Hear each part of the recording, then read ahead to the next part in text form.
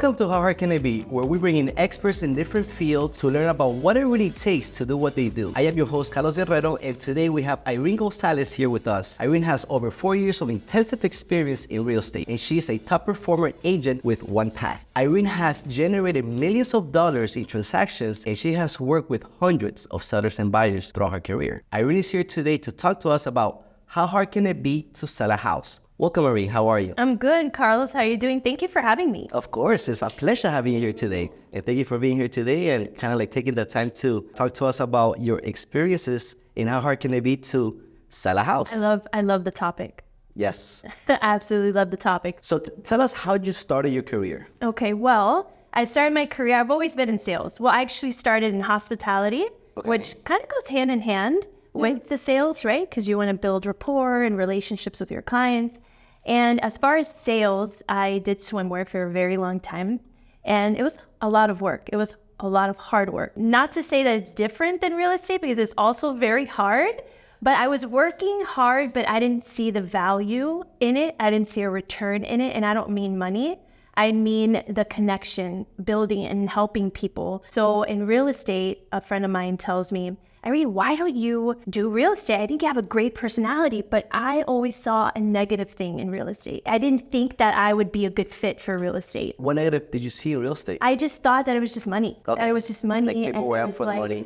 That there was no emotion, there was no connection, there was none of that. There was no value. It was just all money, and people were just like sharks, I guess that's what they would call it. Agents. So I was like, me, a realtor? You're right. There's no way. I don't know how to negotiate. I don't know how to have these type of conversations. And as time passed and I saw how hard I was working in the swimwear industry and not seeing a return, I was like, you know what? I'm going to give this real estate thing a shot. Why not? Why not? And that's when I joined One Path Realty. I absolutely love their culture. And once I started with them and I kind of tapped into it, and I was like, hey, this is not at all what I thought it was, at least with the brokerage that I'm with. And once I started working with them and I started connecting with buyers and sellers and with people and realizing that it's all about connecting and helping families find homes or either sell homes. Okay. And once I saw that there was value in that, that's where I got more interested in the industry. You got hooked. And then I got hooked. Yeah, nice. Exactly. Nice. Now, you made a good point about culture. Tell us a little about the culture in One Realty. We have 4 core values. It's one word. Okay. What is a word? It's fact. Family, action, collaboration, and trust. Love it. And that is our core value. And those are the foundations that we set our brokerage on. Now, it's interesting that you said about core values because that is the most important thing in an organization to build a team. Like once you have your values and then everybody's basically following these values and everybody has the same thing because we do that here also in the business. So I love how you say about the core values because it's so important. Now, obviously, when you were getting into real estate, you had this different idea. Now, a lot of people here that are watching us today, the reason that we have this show, How Hard Can It Be? Because it's, a lot of people say, how hard can it be to sell a house? You know, you take a picture, you put it on Zillow or on the MLS, and then people are going to call you, show the house, and you sell the house. How hard can it be? Right. I mean, tell us how hard can it be? Yes. Okay. So how hard is it to sell a house? Well, it depends. So there's different stages on how hard it is to sell a house. It's the pre, right? So how are you going to get this listing? Tell us a little more about the pre-stage. What is that? What does that mean? It's a lot of preparation. Not only that, but it's building relationships with your client. It's building rapport and trust. Trust is the biggest key here. It's key. Okay. It's key. But the pre is how are you getting these listings? How are you building these connections? What circles are you a part of? How are you putting yourself out there? Now, here's a question. Now that you mentioned that, how long did it take you to get your first deal when you started? That's a good question. How? Roughly. Right. My first deal, how long did it take? Roughly, probably like a year is the reason. Wow. So a whole year. So you go into real estate, you're like, oh, how hard can it be? I could do this. I like the environment. Right. It takes you a whole year to get your first deal. Yeah, because you hear what you hear before you get into this career. Oh, real estate is so easy. And you see all these people on Selling Sunset. Oh, yeah. Oh, fabulous. But once you get into it, you're like, wait, it's not at all what I thought. I have to work. I have to work this hard to get a listing. There's so many more realtors too. You know, so it's a matter of like, what sets you aside? Why are you different than everyone else, all the other realtors out there? And I think I know a lot of it is your hard work and your dedication, for sure, 100%, and your consistency. Now, me and you go way back. Like, I know you for maybe 6, 7, 8 years. And I do remember when you were getting into the real estate. I do remember, like, you know, the struggles that you had to go through. I follow you on Instagram, and I see all the hard work that you put in it, because I see you running, I see you like showing up, and I see you like doing these crazy videos. And I love how you like target, you farm in your community. Yeah. Because you could tell that you're farming. Farming means when you specialize in one certain area, you're doing great at that. How long did it take you to figure that part out? You know when it happened? During COVID. Okay. I think during COVID, a lot of people, either you kind of like closed up, you did nothing, or that's when you're like, this is my moment. So I used that moment to think outside of the box. So the outside of the box for me was, how can I stand out as a realtor? And that's kind of more or less when I really became a realtor. So I become a realtor, right? Something that was already like new for me. And then COVID comes. So I'm like, okay, great. Now what? So I was like, okay, well, now I just have to see what I'm going to do to set myself aside and how can I stand out. So I thought, well, let's go ahead and do Run with Irene. There's inventory. So let's use that to your advantage. I love that. Run around. Run with Irene. Run with Irene. Let's run around Kendall where I farm. And the reason why I farm in that area is because that's where I live. And that's where I've lived for many years. My kids go to school there. I shop at Publix there. For me, it made sense. And you help in your community, you help in your neighbors. Exactly. So you're like the to-go realtor for your zip code. You nailed it. You see that? How hard can it be? How hard can it be? Now that you're a success story, right? Because now you basically done millions of transactions. You've been with the company for many years. Now, what kept Irene going? Because I know that, you know, you try something new, and a lot of people will try something new 1, 2 times and then they give up. How long did it really take? Because you just made a good point. It took you a year to get your first listing, right? And then obviously it was momentum for you guys. But what kept you going? Because you tried Run with Irene, and I've seen that you've been doing that a lot. You haven't stopped. Like, what keeps you going? What keeps me going, Carlos, is that once I realized that I was in my way, and also like the growth that I've seen in myself has actually motivated me a lot. Not only that, but I'm raising 2 girls. I'm raising Amazing. 2 girls that for me is a big deal. Not only that, but we are here and we got to make the best of it, because we're not going to be here forever. And make the best of your surroundings, make the best of the tools that you have, make the best of the gifts that we've been given, right? And not get in our way. So once I've learned that and I've applied it, I've realized, man, I can do whatever I want. It's actually exciting. It's exciting. Once you tap into that, the fact that you are in your own way and you realize once you overcome that, you can reach whatever it is that you're trying to reach,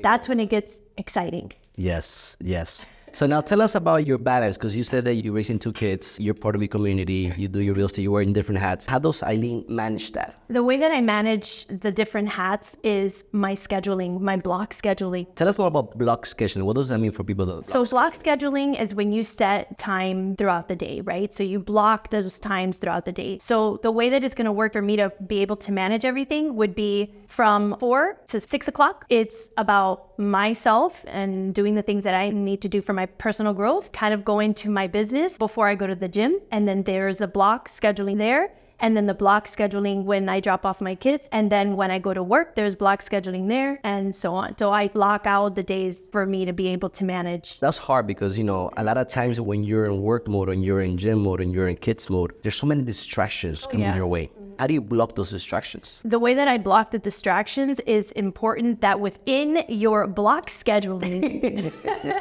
within the block scheduling, you also have to put within there's times for certain things. So yes, can I get distracted? Is it perfect? No, nothing's ever perfect. But it's something that I'm aware of, and that's very important. As long as you're aware of it. Nice, nice. You mentioned that, you know, you came into the business thinking it was something else. Then you kind of jump into this realty firm. You like the culture that now you figure out, you know what, it's not just about transaction. It's about people. It's about helping people. Right. And about making a difference in your community. Now you're farming in your area. Now, what happened next? Like, you got your first deal. What happened next in your career? So what happened next in my career is that I became more knowledgeable. I became more confident. confident. I just became that realtor, that the answer that a lot of sellers or buyers are looking for. I'm coming from a place of giving and not receiving. So that's a whole other platform as well when you come from a place like that. Yes. Willing to help and be of service. I got out of the mindset of the negative, right? When I came into real estate thinking a negative way about real estate, but once I saw it in a different perspective and saw that I was actually an answer to a lot of families,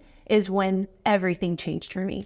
So it's like a fulfillment that you got when you help people versus, because the money comes after you help. And that's something that I also have learned. Like, if you're in service, you said it, you're in service to help others. So when you help others and you go through the whole process and you make the transaction, not only you get a fulfillment, but then you also get the money, the benefits. Right. After. It will come. It'll come. Like if we come from that place genuinely, and every day I pray, God, just keep me humble always. And then I always come from a genuine place of generosity, because then everything else will come. Everything else will come. Now, what skills do you think you need to be able to sell a house? Okay, the skills that you're going to need to sell a house, you have to know how to negotiate. You have to know how to read the market and what's going on in the market. You're going to have to know how to build rapport with your client. And again, we're going back to the trusting, because this is a big deal. We're dealing with families and they need to trust you. Let's put a scenario in place. Okay. I'm a homeowner. I have a house. Okay. I want to sell my house for top dollar, but my house is ugly. Okay. I see my neighbor sold the house for $1 million. Let's just say, oh, my neighbor was talking, they sold my house for $1 million. Hey, well, I want $1 million too, but my house is smaller. Hasn't been updated. Okay, so you know how these things. Yeah, so but the person that doesn't know, how does Irene kind of like bring down a realistic seller to like the reality? That's a good question. So how do I work with a seller who has a different price, like a higher price, right, for an outdated home? First of all, I am respectful to how they feel, because they can have some type of connection to the home. So I understand that. But the first step would be comparables, just showing them what the area, what the houses are closing at, and then showing them what the inside of the houses look like, so they can understand. So they can see it. So they can see it, right. And it all depends on their scenario, like how quickly do they have to move, So that's also something that's very important. Okay, so basically, it comes down to really understanding their needs. And exactly, like you mentioned before, like you need to basically gather information about them before you can make a proposal. You really need to understand their situation, stuff like that. Exactly. That is great. Right. If you're enjoying this episode, please don't forget to subscribe, like, and share. Also, if you're an expert in your field, we would love to have you as a guest in our show. To register, go to howhardcanitbepodcast.com. Now, Irene, now that you tell us your whole experience, obviously you know what you're doing, you've been in business, you've done millions of transactions, you work with a lot of people. What will you change if you were just to start off today? What tips can you give your viewers? All right, definitely what I can say, and the tips that I can give someone that wants to be a realtor, it's about connecting with people, building relationships, and it is work. You got to be dedicated in this business. Come in knowing that you have to put the effort. No matter what brokerage you join, bottom line, it comes from you. Like, what work are you putting in? What relationships are you building? And which ones are you nurturing? Which is very important too, because my clients, they're not my past clients, they're my forever clients. And as my career grows, I know I'm gonna build more clients and build more relationships. I love that. So basically, you heard her, you have to basically build relationships. Now, what do you do to build relationships? Do you network events? What do you do to build relationships? Well, you know what? Believe it or not, I'm in networking events, I get like really awkward. So I find things where awkward? No. I find things where I'm really comfortable with, and that's building within my community. So how do I do that? I work out, right? So I go to a gym. So I'm very consistent there. I build relationships there. I find the things that I enjoy and I build from that. Like my salsa. I started dancing salsa, and consistent with that, I build relationships there. My daughter's dance studio is in my community as well, and we've been very consistent going for over 10 years, building relationships there. So that's what it's all about. It's just building relationships. Well, I mean, I love what you said, because, networking is not just going to an event and shaking hands. Networking is, like you said, you're going to different events that you feel comfortable, and you're creating associations within your gym. Your gym, you could make a lot of connections. In your salsa studio, you can make a lot of connections. Like people like they're watching us. All they have to do is join associations, and then don't be shy to basically tell people what you do. And I like to add something. I'm not going into these things with the intentions of trying to bring business. I'm going into these things because it's a life that I'm creating for myself, enjoying the things that I like about life. So because I'm creating a life that I love, I'm building genuine relationships, and that's where the connection comes in. I love that. Build genuine relationships, build your community, help help others by creating the life that you love. You heard, by creating the life that you love. I love that. Yeah. Okay, so now, Irene, you gave us great tips on becoming a realtor. You have to network, you have to get uncomfortable, you have to build your thing, but you also have to serve and be genuine. That is great. Now, what can you tell people about the market? Where do you think the market is going with people moving to Miami, people moving out of Miami? What do you think the market Yeah, so we're seeing a lot of shifting, right? We're seeing a lot of people coming in from California and New York, and then we have the ones that are leaving because Miami's getting a little expensive. Now, do you think it's a good opportunity right now to get in real estate as a realtor? Or do you think that there's already too many realtors out there? There's a lot of realtors, but there's not that many that put the effort and the work that you need to put into it. Yeah, you know what's funny? Because everywhere I go, when we do network events, I meet a lot of realtors. There's tons of realtors. But what makes the good top performers and the non-top performers is the commitment you said. Is the building relationships, being committed, doing what you have to do, farming your area, and not giving up. And I see that on people that are successful is because they keep pushing. They make themselves stand up. Final question. Now that we know how hard it is, what will you tell a younger self getting started? Make sure that you have discipline, and that's going to create consistency, and just making sure that you put time and effort. And it's hard work. It's hard work. And anything that you value and you care about is hard work. So just stay focused. You know, you have a goal. Don't stay so focused on the goal. Do it step by step. And I promise you that you'll get there. I love that. So discipline, do whatever it takes, set the goal, but also set little goals so you could get to the big goal. Don't overwhelm yourself. Don't overwhelm yourself. Yes. Why? Enjoy the process. Enjoy the journey. I always say that. Yes. Enjoy the journey. Good stuff. Well, Irene, now let me ask you a question. If somebody wanted to speak to you, to get to know you better, to build a relationship with you, to maybe sell a house, okay, how can they reach you? So I hope you have my number saved by now as your realtor. If not, my number is 786-730-8004. Call me for seller consultations, and I'll be there to help you. There you have it, ladies and gentlemen. Thank you for being here today, and don't forget to subscribe, like, and share. Can't stop, won't stop. Let's go. Let's go. Good job. See? That was excellent. I can't wait on that. I don't know what it. Wow. That's what I'm going to do. That's what I'm going to do.